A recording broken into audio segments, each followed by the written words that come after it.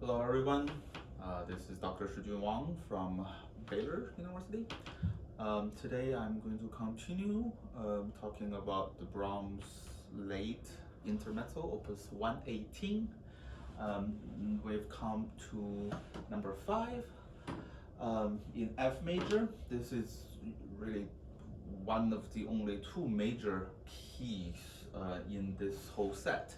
And as I mentioned at the very first episode of the series, he divided this into 2 groups of 3 pieces, right? So I was actually joking with my students that the whole set is a 6/8 in 6/8 meter because it's in 2 groups and of 3 pieces each. And because, of course, the motive, the major second, minor second, there's 3 notes. Yeah, so the key relation also shows these 3 notes in each groups. So this is the major and F major one following the F minor. And of course I'm going to talk about the motive because it's everywhere, because it's what inspired Schoenberg. And actually Brahms' student was very influential to Schoenberg. Schoenberg's teacher studied with Brahms in a very short period of time. So somehow we see this connection of the so-called conservative composer influencing the most progressive musician in the 20th century. Okay, so where is the motive? At the beginning,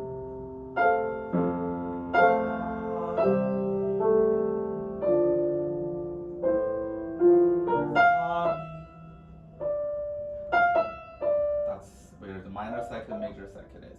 But also, if we notice, this is in 6/4, so it kind of breaks the rhythmic pattern. It's not 1, 2, 3, 2, 2. It's 1, 2, 3, 4. It's 4 beats out of the 6. But at the same time, in the middle voices,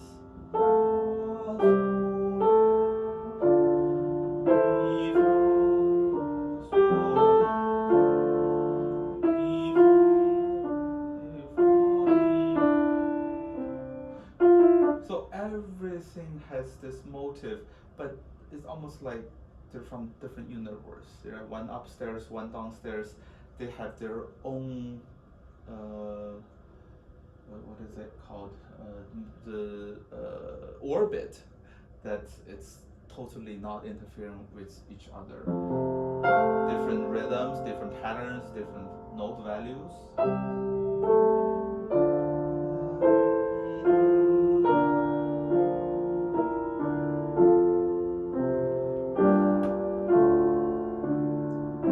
Everything very calmly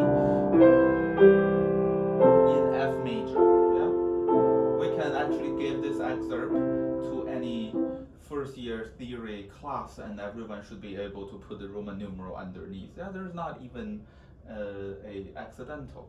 Yeah? But then the second phrase, yeah, the first A section has 4 phrases of 4 bar each, so you do the math, it's 16 measures in total. So the second phrase starting in measure 5, the middle voice becomes a little more active with the Harbin.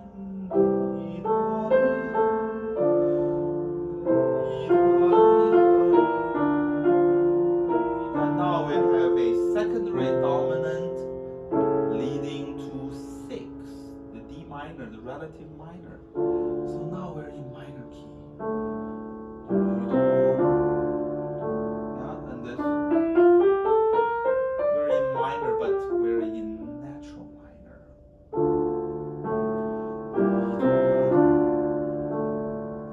Another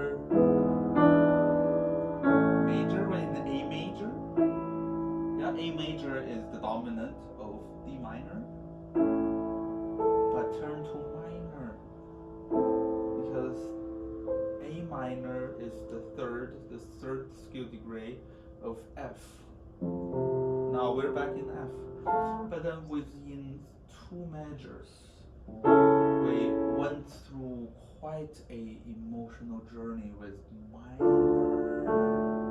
a hint of major, yes, major, but minor, go back to major.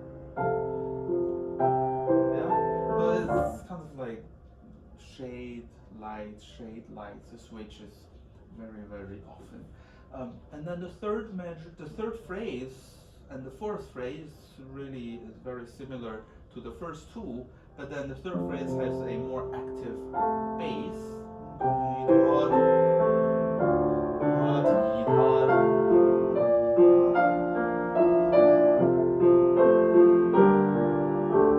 And then the last phrase is dolce, so it's very, very soft, very intimate.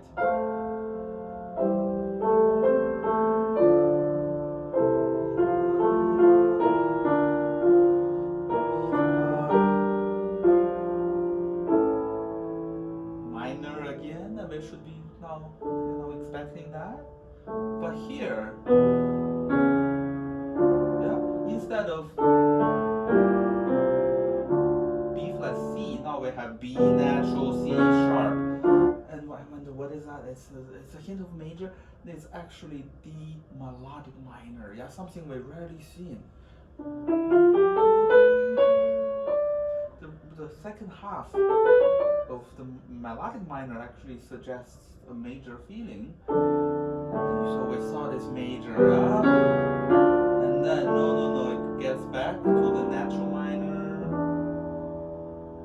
We have D minor leading to A major, and A major is the dominant of D major, which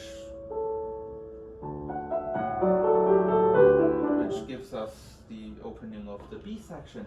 And I wonder why so fascinated with D minor. D minor is the parallel minor of the D major. Yeah? So here we have this chiaroscuro thing, light and shade. So Brahms really was planning this significant change of key long ahead of time. Yeah, from measure 3 we already know the hint. Again, this B section, it's a tiny bit faster and is grazioso, but it has really very limited number of accidentals. It is a very calm, it's graceful, and it's a little surreal. Yeah, even though this opening is calm, but this is really not something from this world.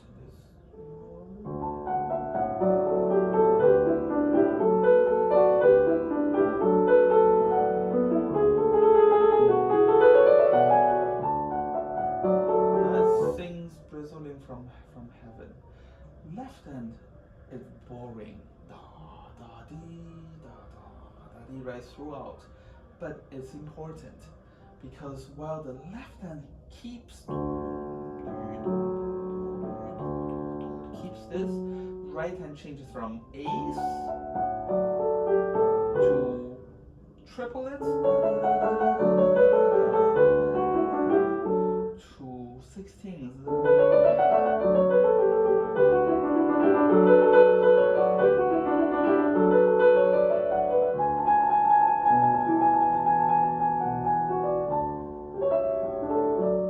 So we're speeding up without speeding up, right? The tempo didn't change, but then the note unit changed. Yeah, it's a very, very smooth way for the development of this. And here, when we reach the top again, it's pianissimo.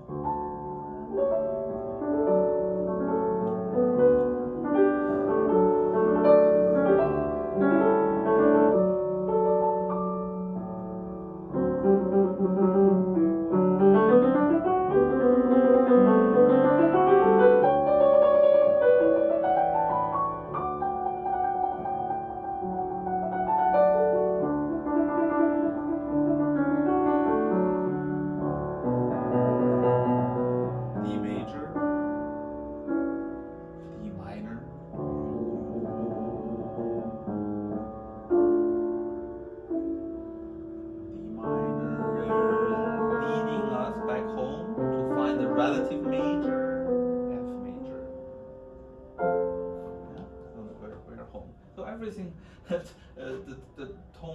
structure is really makes sense. The fifth measure of this return, which is the second measure, or the second phrase, if we look at the first page, and usually it's softer. It's Brahms for the last time in measure 13 meant dolce, but this is espressivo, più espressivo. In Brahms music, dolce and espressivo are like the opposite feeling. One is introvert and one is extrovert. It's almost like the Schumann, Cerebus and Florenstein. So this it's like the last call, the last crying out.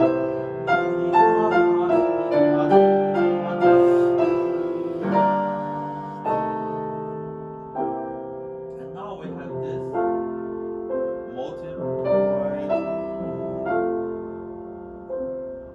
The first time in the top, second time in the middle, and then now in the tenor, replied by alto.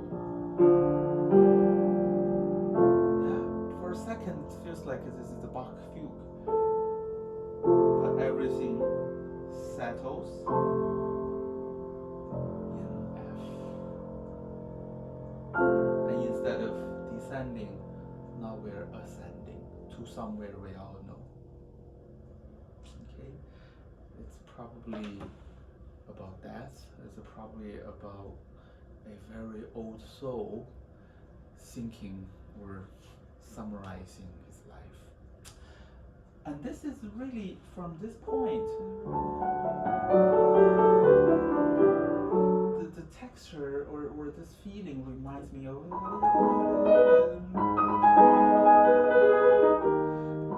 it's a little similar to that. And if you look at my previous video that talks about that piece, again, it's like drizzling from heaven. Okay, thank you for watching, and I hope by talking about these pieces, I would encourage more younger pianists and students to have encouraged to study these wonderful pieces. They don't have so many notes in them, and you probably look at them and don't realize the technical difficulty, but then it's really as profound as any Brahms pieces, if not more. Okay, thank you so much for watching. See you next time.